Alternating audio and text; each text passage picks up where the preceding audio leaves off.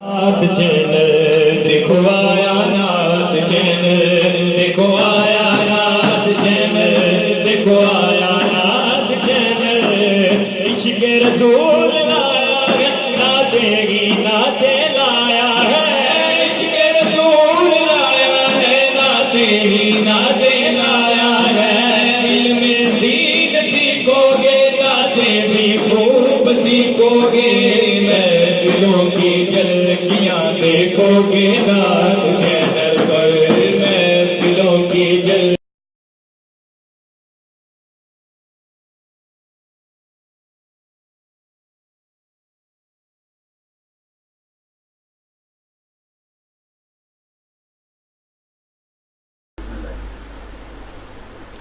اعوذ باللہ من الشیطان الرجیم، بسم اللہ الرحمن الرحیم۔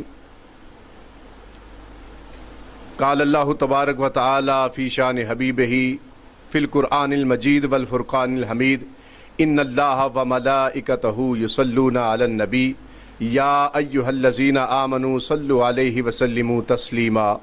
الصلاۃ والسلام علیک یا رسول اللہ وعلی آلک واصحابک یا حبیب اللہ۔ الصلاۃ والسلام علیک یا رسول اللہ وعلی آلک واصحابک یا رحمۃ للعالمین۔ سامعین محترم، نعت چینل کے پلیٹ فارم پہ یہ 7واں پروگرام نعت اکیڈمی کے حوالے سے آپ کے سامنے پیش ہے۔ اس کے ذریعے تشنگان نعت خواں، تشنگان ثنائے مصطفیٰ صلی اللہ علیہ وسلم کرنے والے احباب جو اس بات کے متلاشی ہیں کہ نعت کے رموز سے کوئی ہمیں واقف کرے، نعت چینل ایک بہت بڑی ذمہ داری کے ساتھ، بہت بڑے کام کے ساتھ اس مدنی کام کے لیے آپ کی خدمت میں حاضر ہے۔ نعت چینل کے ذریعے نعت اکیڈمی کے حوالے سے آپ کو نعت سکھانے اور نعت کے رموز قاف سے واقف کرنے کے لیے یہ سارا سلسلہ جاری و ساری ہے۔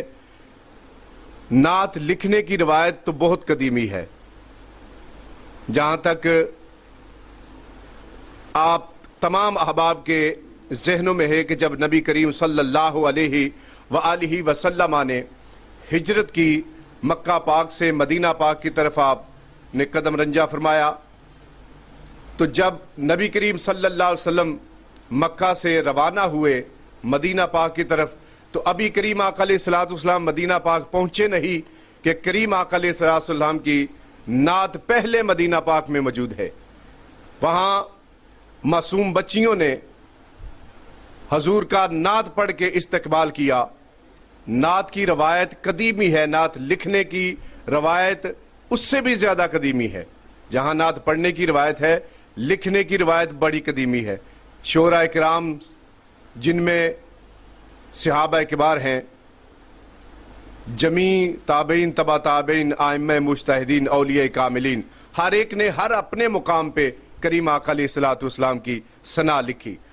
جہاں تک ثنا اور نعت لکھنے کا سلسلہ ہے، یہ بڑا قدیمی ہے، لیکن نعت پڑھنا یہ ایک اپنا انداز رکھتا ہے، یہ ایک اپنا رموز رکھتا ہے، اس کے اپنے قوائف ہیں، اس کے اندر سر ہے، لے ہے، بہرے ہیں، اس سے انسان کو واقف ہونا چاہیے۔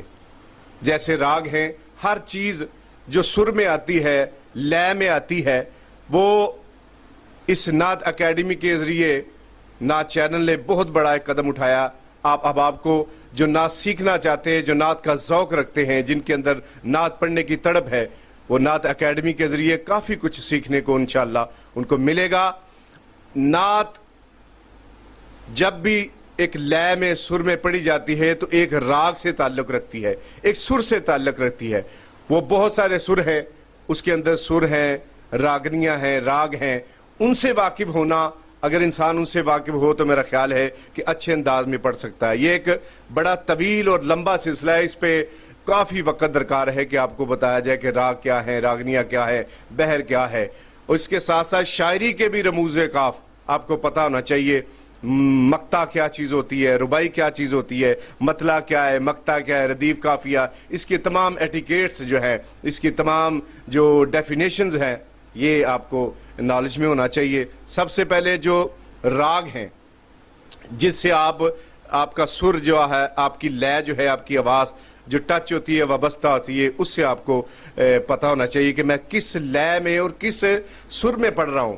زیادہ تر میرا خیال ہے کہ 90% ایسے احباب ہیں ثنا خان کے جن کو قطعی طور پہ پتہ نہیں ہوتا کہ ایسا پروگرام ہوتا ہے, کہ نہ تو پڑھ رہے ہوتے ہیں, انہیں پتہ ہی نہیں ہوتا کہ دراصل یہ کس لے میں ہے, کس سر میں ہے, اور کس انداز میں پڑھنا چاہیے اس کلام کو. وہ سنا آگے بس اسی طرح یاد کر کے سنا دیا, لیکن اس سے واقف ہونا, اس کا علم لینا, یہ قطعی طور نہ تو اس تیز وقت میں کسی کے پاس وقت ہے, مصروفیت زیادہ ہے, لیکن نعت چینل جو نعت اکیڈمی کے ذریعے آپ کو سیکھنے سکھانے کا موقع دے رہا ہے, یہ بہت قیمتی اور بہت بڑا سرمایہ ہے.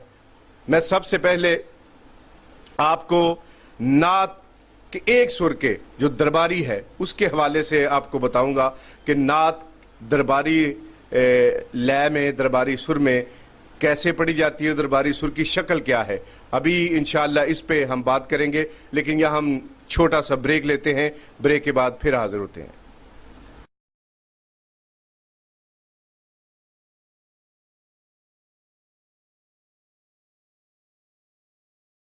سے معافی مانگ کر اپنے دلوں کا جنگ دور کرنے کے لیے, اللہ تعالیٰ کا نور حاصل کرنے کے لیے, اللہ اور اس کے حبیب صلی اللہ تعالیٰ علیہ وسلم کی رضا حاصل کرنے کے لیے اللہ تبارک و تعالیٰ کا ذکر کرتے ہیں.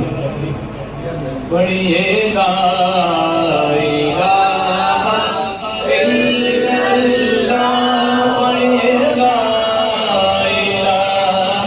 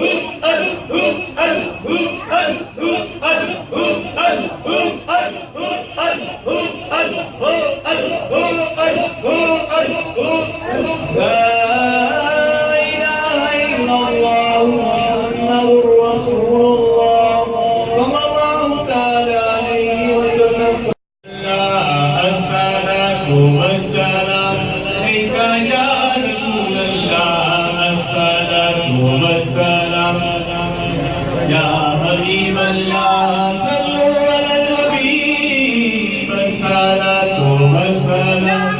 عليك يا رسول الله الصلاة والسلام عليك يا حبيب الله الصلاة والسلام عليك يا رسول الله الصلاة والسلام عليك يا حبيب الله سونے نبی کا نام لے جا سونے نبی کا نام لے جا آقا تیرا رج کے درود آقا تیرا رج کے درود پڑھ کے دلال جانے جا پڑھو الصلاۃ والسلام علیک یا رسول اللہ الصلاۃ والسلام علیک یا حبیب اللہ الصلاۃ والسلام علیک یا رسول اللہ الصلاۃ والسلام یا حبیب اللہ الصلاۃ والسلام علیک یا رسول اللہ الصلاۃ والسلام علیک یا حبیب اللہ صلوا علی الحبیب الصلاۃ والسلام علیک یا رسول اللہ.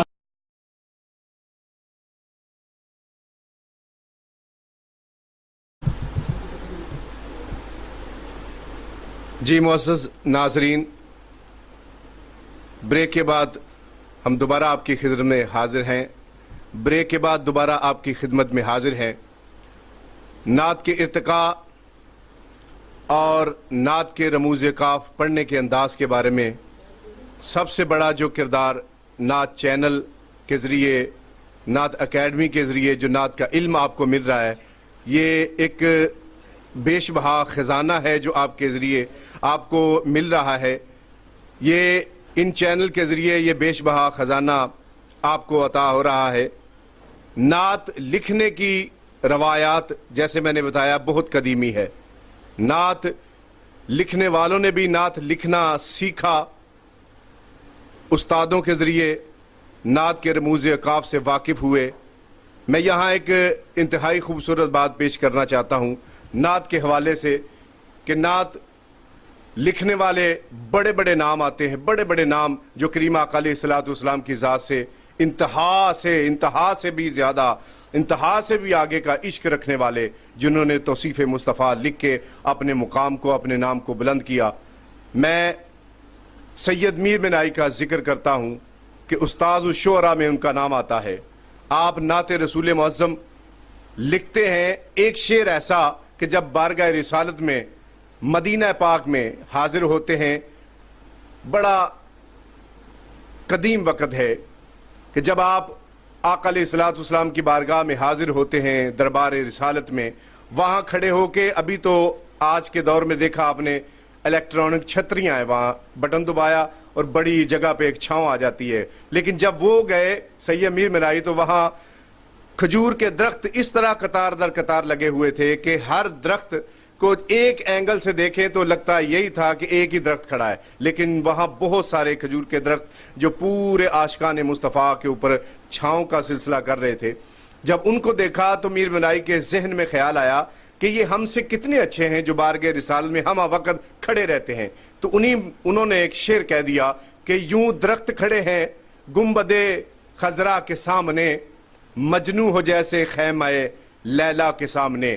سامعین محترم، جب یہ شعر سیدی اعلیٰ حضرت الشاہ امام احمد رضا خان فاضل بریلی علیہ رحمہ کے حضور آپ کی نظر سے گزرتا ہے تو آپ کہتے ہیں قبلہ شاہ صاحب کاش اس مقام پہ یوں کہہ دیتے کہ یوں درخت کھڑے ہیں گنبد خضرا کے سامنے، قدسی ہو جیسے عرش معلیٰ کے سامنے، قدسی ہو جیسے عرش معلیٰ کے سامنے. نعت سیکھنے کا، نعت لکھنے کا، نعت پڑھنے کا یہ ایک بہت قدیم سفر ہے، نہ جانے کہاں تک یہ جاری و ساری رہے گا. مگر سیکھنے کا جو ایک یہ نہیں ہے کہ ہم نے 3 سال 4 سال 5 سال کسی سے بھی جو تعلیم لے لی ہے، نہیں. نعت سیکھنے کا، نعت لکھنے کا اس کے لیے کوئی عمر نہیں ہے. انسان آخری سانس تک سیکھتا بھی ہے اور پڑھتا بھی ہے. جہاں تک نعت پڑھنے کا اسلوب ہے، طریقہ کار ہے، اس کے اندر میں نے بتایا کہ راگ ہیں، راگنیاں ہیں، ان کے ناموں سے، ان کی شکل سے، ان کی ڈیفینیشن سے آپ کو آگاہ ہونا چاہیے. ان میں سے ایک جو بیسک راگ ہوتا ہے وہ درباری راگ ہے.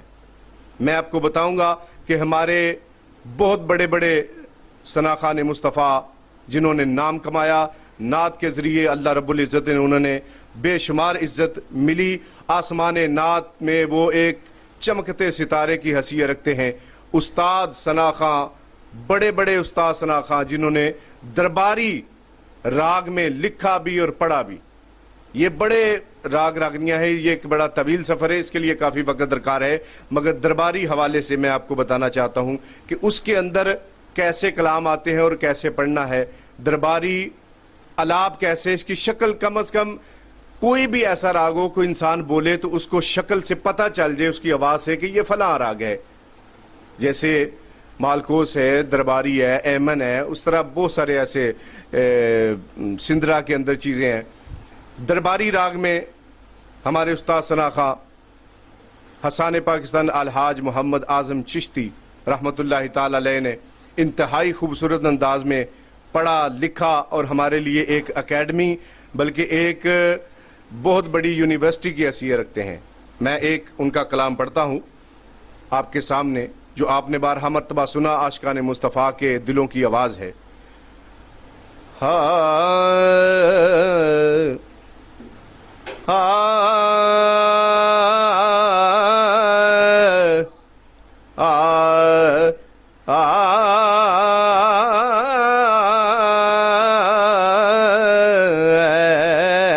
ایسا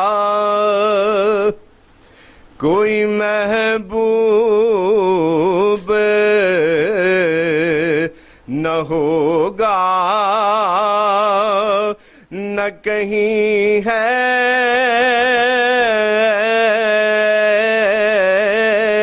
ایسا کوئی محبوب نہ ہوگا، نہ کہیں ہے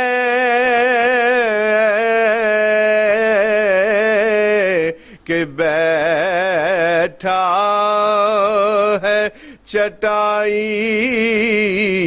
پہ مگر عرش